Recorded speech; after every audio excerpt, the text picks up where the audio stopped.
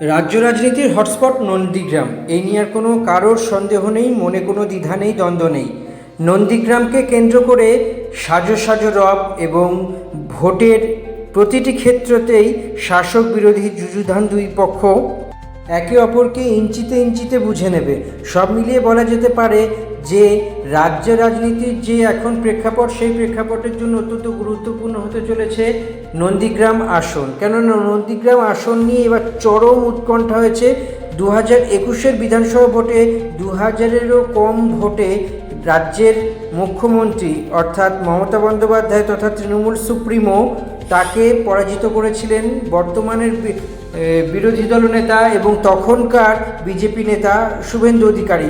ফলে সেই সময় থেকে সিটটি নিয়ে দারুণ একটা শাসক বিরোধী দুই দলের মধ্যে বড়সড় মতভেদ এবং বড়সড় প্রকারান্তর তৈরি হয়েছে। সব মিলিয়ে বলা যেতে পারে যে এই নন্দীগ্রাম আসনটি অত্যন্ত গুরুত্বপূর্ণ একটি পদক্ষেপ হতে চলেছে। সব মিলিয়ে বলা যেতে পারে রাজ্য রাজনীতির কেন্দ্রবিন্দুতে থাকা নন্দীগ্রামের আসনে প্রার্থী দেওয়ার ক্ষেত্রে ব্যাপক চমক দেখতে পাওয়া গিয়েছে। কারণ সকালেই পবিত্র কর একদা শুভেন্দু ঘনিষ্ঠ এবং 2021-এর নন্দীগ্রাম বিধানসভা ভোটে বিজেপির হয়ে মাস্টার মাইন্ডের কাজ করেছিলেন পবিত্র কর। নানা রকম দলের সঙ্গে মতান্তর এবং শুভেন্দুর সঙ্গে দূরত্ব এবং মত পার্থক্যের কারণেই সেই পবিত্র কর এবার তৃণমূলে যোগ দিয়েছেন। প্রার্থী তালিকা ঘোষণার কয়েক ঘন্টা আগেই অভিষেক বন্দ্যোপাধ্যায়ের হাত ধরে শুভেন্দুর ঘনিষ্ঠ তৃণমূলে যোগদান করেছেন। ফলে নন্দীগ্রামের এই আসনটি অত্যন্ত গুরুত্বপূর্ণ একটি আসন হয়ে দাঁড়িয়েছে। কেননা এই পবিত্র কর হলেন অত্যন্ত পরিমাণে শুভেন্দু ঘনিষ্ঠ হওয়া সত্ত্বেও নন্দীগ্রামের ভূমিপুত্র। গতবার তৃণমূল নেত্রী মমতা বন্দ্যোপাধ্যায় যখন বিভিন্ন রকম নন্দীগ্রামে প্রচার করতে গিয়ে বিরোধীদের প্রচারের কৌশলই হোক বা বিরোধীদের নানা রকম চাপের মুখে পড়েছিলেন, তখন এই পবিত্র করের নানা রকম ফর্মুলা এবং পবিত্র করের নানা রকমের সমস্যা ফেলেছিল এবং সেই সমস্যার জন্য পরবর্তীকালে দেখতে পাওয়া যায় যে তৃণমূল কংগ্রেস এইখানের ভোটে পরাজিত হয়। 2000-এরও কম ভোটে তৃণমূল কংগ্রেস পরাজিত হয়েছে। এর ফলে বলাই যায় যে এই নন্দীগ্রামের আসনটি অত্যন্ত গুরুত্বপূর্ণ একটি আসন হয়ে দাঁড়িয়েছে প্রায় সবার কাছে। সব মিলিয়ে বলা যেতে পারে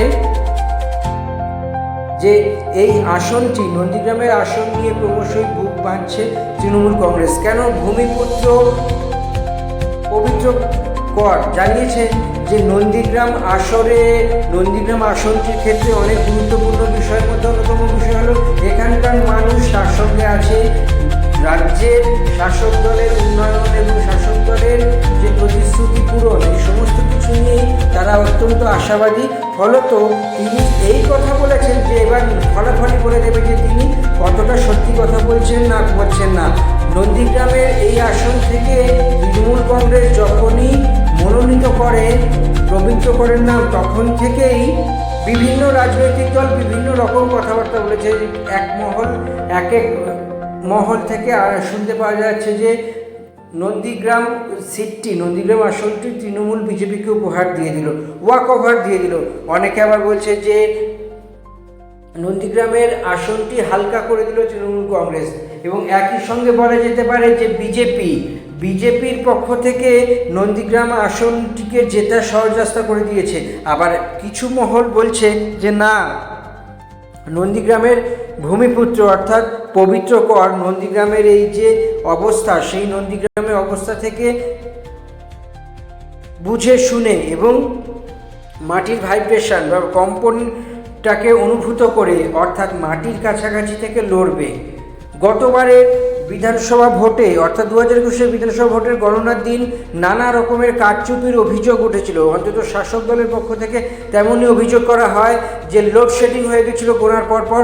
কোনো বিভিন্ন সংবাদ মাধ্যমে ছড়িয়ে গিয়েছিল মমতা বন্দ্যোপাধ্যায় জিতে গিয়েছেন, কিন্তু পরবর্তীকালে দেখা গেল যে সেই জেতার খবরটি নয়। তৃণমূল কংগ্রেস প্রায় এখানে 2000-এর কাছাকাছি ভোটে 2000-এর কম ভোটে পরাজিত হয়েছে। ফলে সেই নিয়ে নানা রকম তর্ক বিতর্ক বিতর্ক, বাকবিতণ্ডা, স্লোগান পাল্টা স্লোগান, নানা রকম কথাবার্তা তো চলছেই, কিন্তু সবথেকে বড় বিষয় হলো এই নন্দীগ্রামের আসনটি নিয়ে নতুন করে এবারের বিধানসভা ভোটে লড়াই চলছে। এবং গতবারের বিধানসভার যে ফল হয়েছিল, অর্থাৎ 2000-এরও কম ভোটে মুখ্যমন্ত্রী মমতা বন্দ্যোপাধ্যায় হেরেছিলেন, সেই মামলাটি বিচার বিবেচনাধীন এখনও। ফলত দেখতে পাওয়া যাচ্ছে যে